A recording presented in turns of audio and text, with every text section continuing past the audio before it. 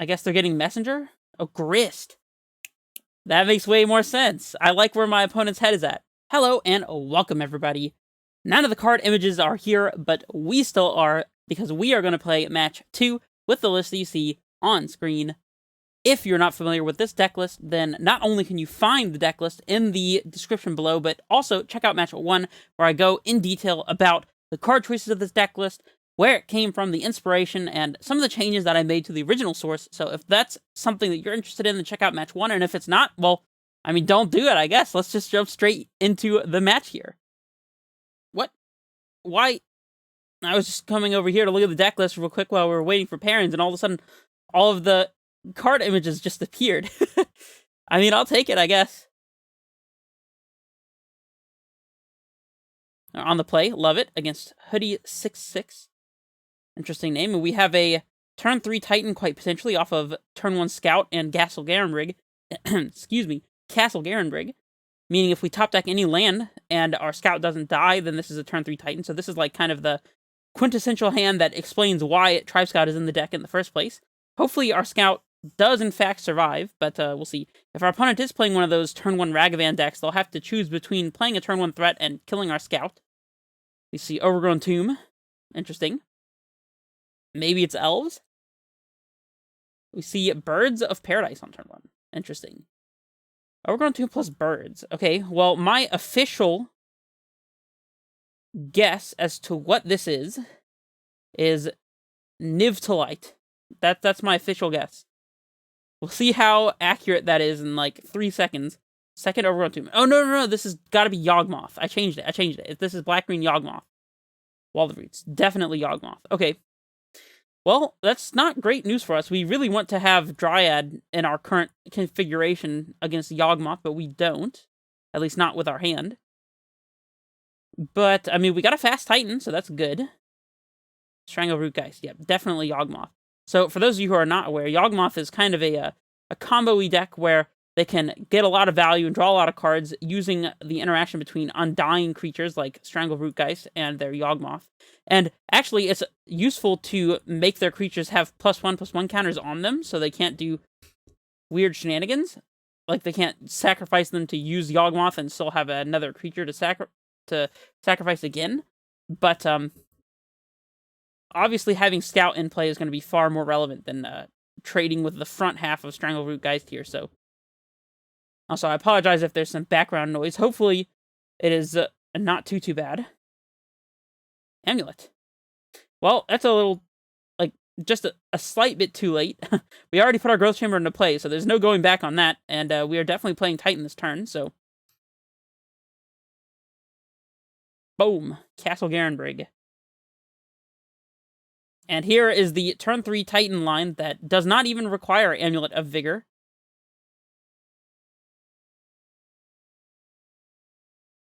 And I think we're probably getting Simic Growth Chamber and Talari West. So this upcoming turn we can transmute for a Dryad and play it, and then attack with our Titan and hopefully have lethal. Seems like a good idea. We have the blue in play to transmute, so we can just very safely pick up the Talari West here. Alright, let's see what our opponent has. Do they have the turn 3 Yawgmoth, and can they combo kill us? We're at more life than them, which means that they would have to have a Blood Artist or something along those lines in order to actually kill us here. If they start doing the whole thing with Geralf's Messenger, the one that drains us, not even drains us, that just does 2 to us, then they can't sacrifice it enough times to actually kill us. Of course, that also means that if they attack with their Strangle Rootgeist there, we're obligated to block, so for whatever that's worth. Ignoble Hierarch, okay. Eldritch Evolution. Could be Court of Calling. Looks like it's Eldritch Evolution. Yep.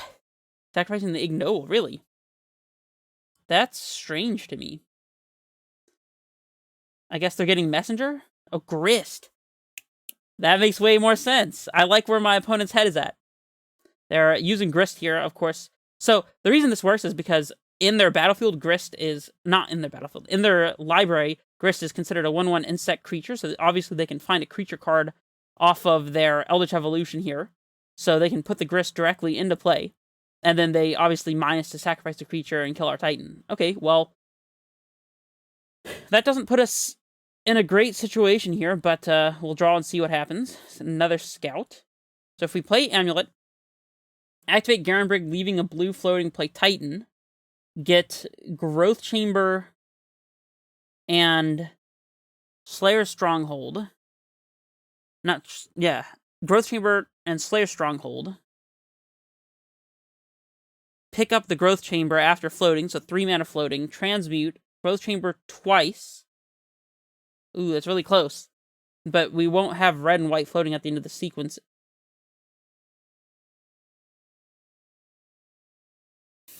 I guess we could get Boros Garrison, leaving a green floating.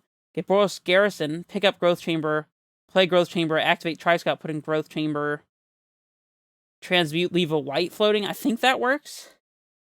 We play this, activate Garenbrig, leaving Forest up, play Titan, get Stronghold, Boros Garrison, float, pick up one of the tap Growth Chambers in play Growth Chamber for turn.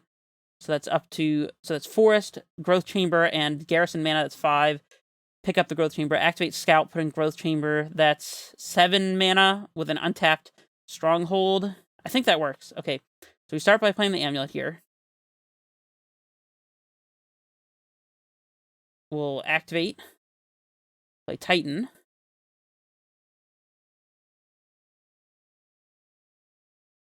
I'm pretty sure this works.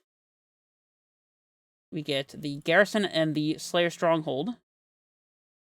The whole point is to try to transmute for Dryad and put it into play before we go to combat here, which I'm pretty sure we can accomplish. Since we have not played a land this turn. We get 2 Growth Chambers, that's 4, 5, 6. Transmute for Dryad, play Dryad.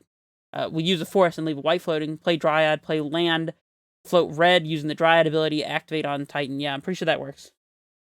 Then we can attack with our Titan after hasting it and get double Valakut, and I think our opponent is just dead. Whew, complicated stuff. Thank you, Sakura Tribe Scout, for the complicated lines. I'd like to see an Arboreal Grazer do this.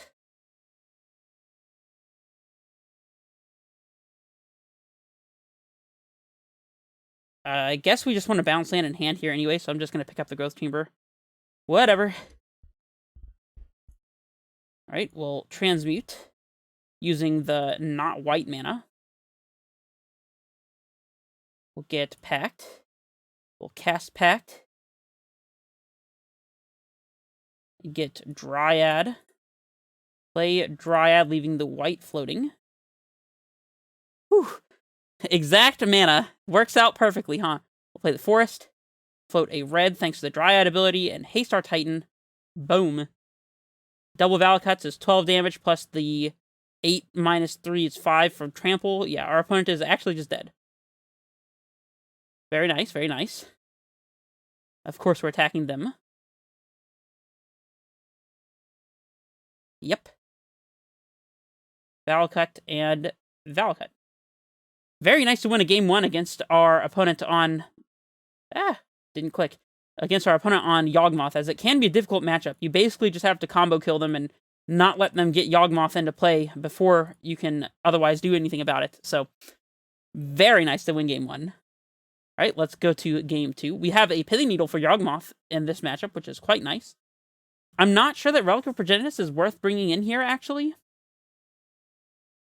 Because by the time Relic becomes relevant, they'll likely have multiple creatures to sacrifice and get the Yawgmoth thing going.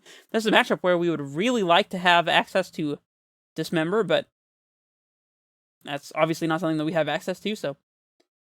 Well, to be honest, I'm not actually super familiar with the Yawg deck list, so if y'all give me a second, I will pull up a list real quick. I will see you guys there. Alright guys, so we are here with a typical Yawg list, and the main thing I was checking to see here is if they have Damping Sphere in the sideboard, which it looks like they may not. They might be playing Necromantra, which would be extremely difficult for us actually to beat, but interesting.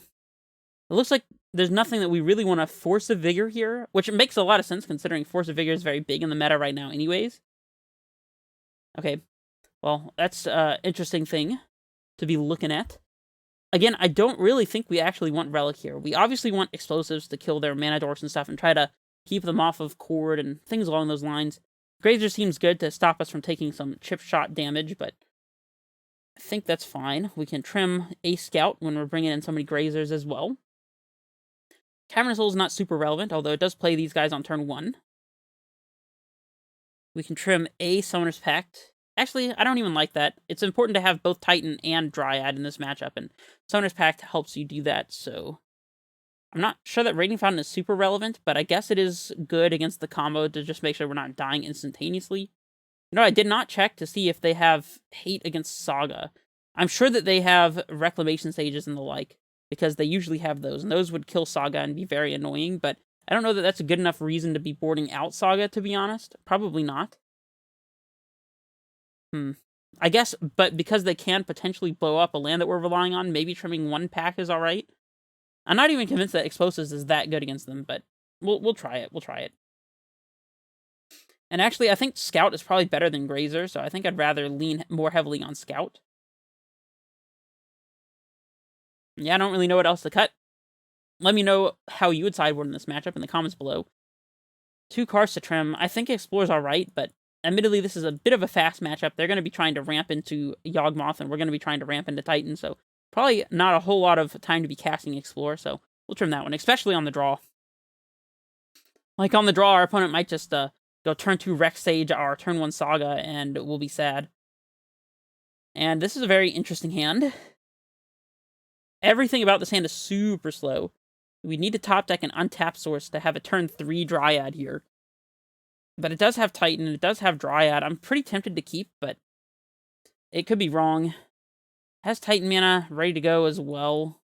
Alright, I'm going to try it. Hopefully we top deck an untapped source, but we'll see. Forest off the top. Let's go. Basic Forest Cavern. I'll take that. I'll take it. We'll name Scout here. And we'll play Scout, of course, and we'll pass. And the pass, it would be relevant to name Scout with the Cavern, because not only is Sakura Tribe Scout a Scout, but also Tireless Tracker, believe it or not, is a Scout. So it's the most relevant card type to name when considering turn 1 Scout.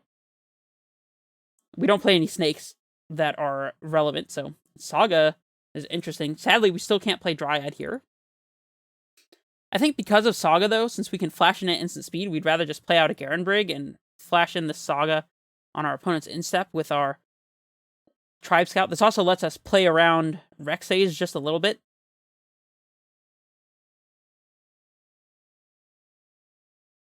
Messenger, that's fine. I mean, our opponent's curving out pretty good here. They have the 2 Undying creatures that are necessary for the Yawg combo, and they have the Geralt's Messenger as well.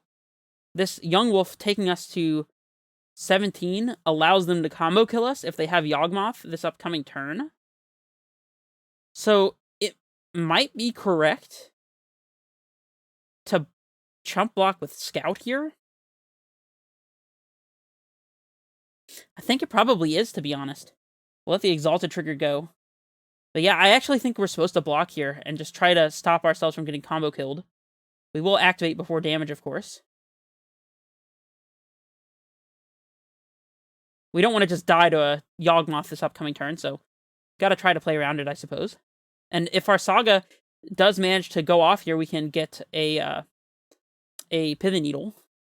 Drawing a basic Forest was the one condition that would have made keeping Scout and play better, because we could play Forest and then Scout and Garen Brig and immediately play Titan. But I guess even that's not good against our opponent just playing a Yawgmoth, so whatever.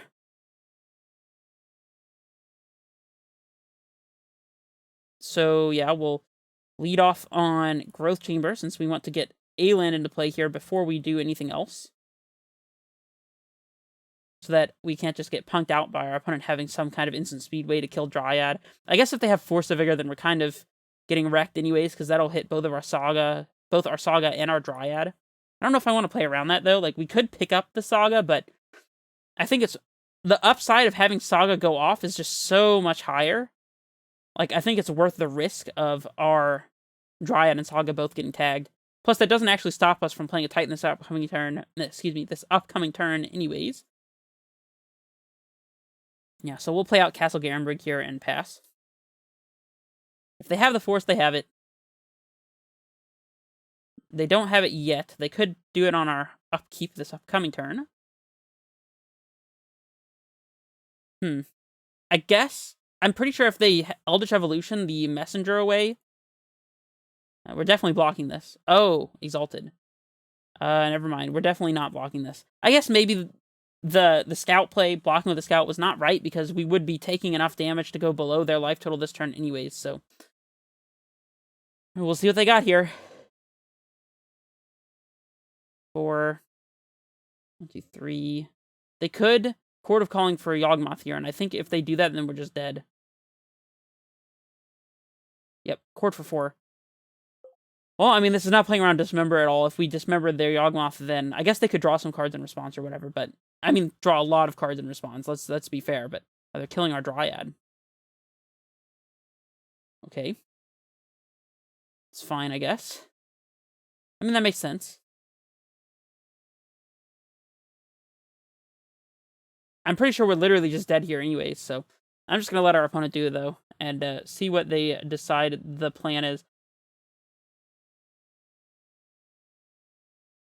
See, our life total is lower than theirs, so every time they sacrifice these two, they lose 2 life, but we lose 2 life, except we're going to hit 0 faster than they will, so we actually can just go ahead and scoop up here, which I'm going to do so. If they had continued to try to kill Dryad, they might have put themselves at equal life total or something before doing the combo thing, and then they would have just lost, I think. But, I mean, admittedly, they wouldn't have lost necessarily. We get to Pithing Needle the Yawgmoth and get a Titan into play, but arguably that's not even good enough. Did our sideboarding not submit? I'm confused. What? We hit submit. I know for sure we hit submit, right? Okay. Very strange. We'll sideboard again. We cut all the explorers. Yeah, I definitely know that we submitted before. This is very weird. I think we sideboarded like this. I'll have to double check it and see if the submit thing actually went through, because I might be able to get this league value back regardless by filing for comp. Alright, let's check our boarding here to see if it worked. I see explosives in our hand, so it actually sideboarded this time. Whatever. We get to play a turn 2 Amulet, and we have explosives to interact. Explosives on 1 won't be super great when we have to play our Amulet out first anyways, though. I guess we could play turn 2 explosives on 1, tap land, and turn 3 blow up the explosives. I mean, this hand's not fantastic, but is it worth mulliganing? I think it might be.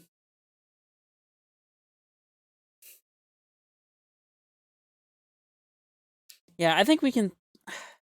See, I'm just not sure how good this explosive is going to be, because if we just go turn 2, play explosives on 1, turn 3, blow it up, play a tap land, I don't know if that'll be good enough. Like, we go turn 1 tap land, they go turn 1 birds, we go turn 2 tap land, play explosives on 1, they go turn 2... They could even just turn 2, like, Eldritch Evolution out of Rex Stage to blow up the explosives. We play Amulet. If we have a 3-drop, we can bounce land, play the 3-drop. I guess we could pact for Azusa, play bounce land, pick up a tap land, pact for Azusa, play it, play land, not die to our pact. Can we do that with Dryad also? We'll have 2, play Amulet, 3 in play after picking up with the Growth Chamber, Dryad up to 4. We could pact for a Dryad, pay for pact. We wouldn't have Titan the turn after. I don't know. There's a lot of stuff that can go wrong with this hand. I think I'm inclined to mulligan it, actually. And this hand is not super great either. It has no early turn plays, and we have Scouts, Grazers, and Amulets for turn 1, so I'm going to mulligan this as well. Or even Saga for turn 1. Yeah, like this. I mean, we'll keep this. Bottom of Redundant Grazer, and bottom one of the 2 bounce lands, I suppose. Turn 1 Grazer out of Saga. We could go turn 1 Grazer, put in a bounce land, and plan to play Dryad on turn 2, but that would delay our Pithing Needle turn by 1 turn, so I don't think we can realistically afford to do that, actually, so I'm not going to. If we top deck any untapped land, then we can play Dryad on 2 here, but the number 1 priority is definitely stopping Yawgmoth combo. So, Yep. I even think that this 5-card hand was better than the 7-card hand, to be honest. Hey, there's our untap land, so we got rewarded for just putting the Saga into play immediately. Play Dryad. So now, I guess we don't have to play the Sanctuary out here, because this upcoming turn in our draw step, before we have to decide what we're getting with Saga, we'll see whether we draw a Titan or not. And if we draw a Titan, we can get Amulet and play the turn 3 Titan, and if we don't, then we'll just get the Pithing Needle and then make some land drop progress. So I don't feel inclined to play out the Sanctuary here at all. Then bleeding on turn 1 Dryad Arbor is amazingly good for us, by the way. that was like the best possible thing they could do. Because it's not a turn 1-drop creature to ramp them. It's almost the opposite of playing a turn 1 Birds of Paradise. It took them a turn off. Oh, they kill our Saga. Well, now I really regret not having played out the Sanctuary, but there's no way we were supposed to play around that. And we would have drawn the Titan, too. So I guess it was a really good play, actually. Yeah, I'm going to play out the Sanctuary. I think it's more likely we draw a Garenbrig or a Bounce Land here than it is that we top deck one of the 4 amulets, so. And this also set our opponent back to the Stone Age. Destroy each artifact, creature, and enchantment with mana value X. That killed their own Dryad Arbor as well, so yeah, I mean, I'm totally fine with that exchange. Young Wolf. A little late. It's a very young wolf. Explosives. Okay, well, swing with the Dryad, I suppose. If they block with the Young Wolf, then we might just Explosives on 1 to kill it, to be honest, because having the Undying creature is super relevant for Yawgmoth purposes, and it also enables a Eldritch Evolution, or like, Chord of Calling. There's a number of reasons to do this, and I think that it makes a lot of sense, so. I'm pretty willing to do this. And if we just top deck Garenbrig, I think we're going to be in great shape, so. Alright, go. We just need to top deck the Bounce Land or Garenbrig that we need before our opponent can get back on the ground here. Garenbrig off the top. Oh, I mean, we still want Garenbrig, so Garenbrig off the top. Garenbrig. Growth Chamber, I'll take it. This is Titan next turn. Next turn's not quite as good as this turn, but I'm willing to wait. Our opponent's Urborg very nicely lets us tap our lands for black. Don't know if that's relevant, but it would be relevant if we had Dismembers in our deck, but we don't. This is definitely a matchup where Dismember would have mattered significantly. Alright, well, we're definitely slamming Titan. We're getting Growth Chamber and T-West because we have the blue to transmute, and we can just kill them with Dryad, so. Or kill their creatures with Dryad. I'll be fine with any of that, but, yeah. Can't really afford to play around Damping Sphere or something weird like that, so let's just set up the kill. Next turn we can transmute for Dryad, play Valakut, attack, get double Valakut, and they're just literally dead. I guess unless they have a Dismember of their own, which they could. Or like a Force of Vigor or something, which I think that is unlikely they're playing, but we'll see. If they have a Yawgmoth here, I'm not super worried about it. 4 green mana. Is this a Chord of Calling, perhaps? Looks like it. I wonder what they get. Magus of the Moon, perhaps? I mean, we have double Forest, which incidentally makes this much better against Magus, but I mean, if they have a Magus in their deck, then we might not be able to win, but you know, it's whatever. I mean, if that happened, then we deserve to lose, I guess, because there's no way we can beat Magus of the Moon in this matchup, so. Although, I guess Magus of the Moon also makes it so they actually can't cast anything. They could cast, like, a Birds if they found it, and then be able to unlock their spells, but Blood Moon effects actually are pretty good against our opponent, as well as against us, so. And especially with us having a Titan in play and double basic, it's probably way better against them than it is against us right now. We'll see, though. Grist. Okay, that kills our Titan, so that is annoying. Luckily, we have Telarios set up, but, I mean, yeah, this Grist is just a huge problem. We might even have to pack for Dryad and play Valakut just to kill the Grist, because otherwise we can't really beat it, so. Garenbrig. Yeah, I think we actually just have to get this Grist out of play, and there's really no other option. We'll transmute. We can kill the Grist and the Geralf's Messenger, and they'll be really far away from getting Yawgmoth anything online, so that's good. We'll get Summoner's Pact. Naturally, top decking this Valakut was a really good choice. I'm really glad I made that decision.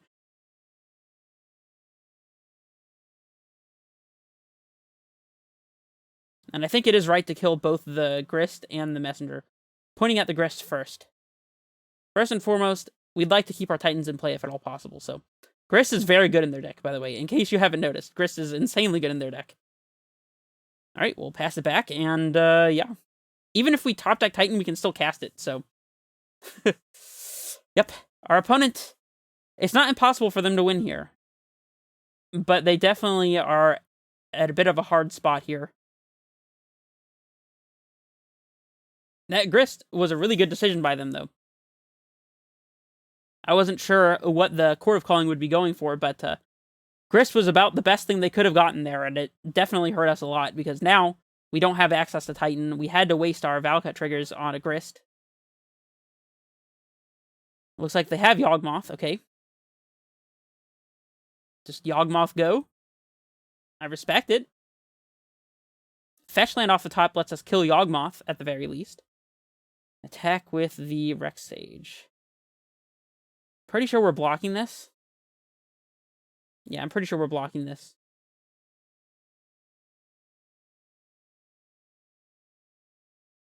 Yeah, they can't even sacrifice the Yawgmoth himself to kill our Dryad.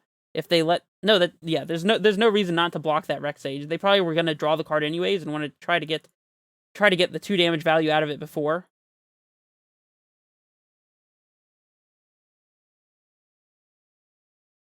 Titan off the top, it just ends the game, so let's go. Garenbrig. That one's not great.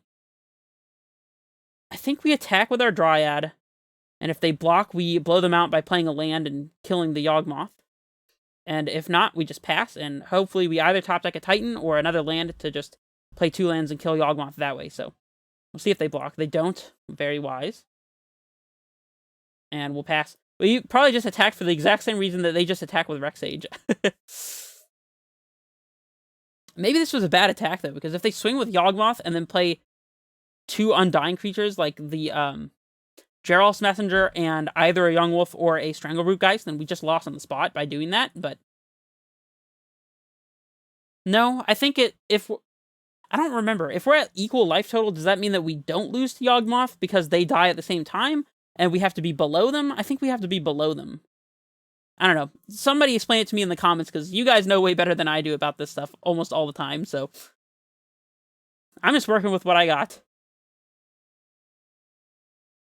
They had the Messenger, so yeah, if that's how it works, then we just expose ourselves to them having the... Oh yeah, and we take 2 from the Messenger entering. So yeah, we just expose ourselves to dying to the combo here if they have a second Undying creature. Which, of course, that's why they're drawing now, is to try to find a Yawgmoth in particular. Also, they can just kill our Dryad, I suppose.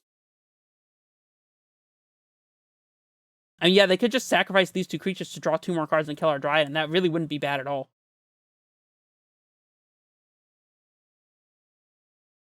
Oh, they even have another land drop. Okay, well, Strangleroot Geist or Yawgmoth, and we're just dead, so... There's the Geist. Alright, well, let them... Actually, no, we're at a lower life total than them, so that's just game. We'll concede. Boom.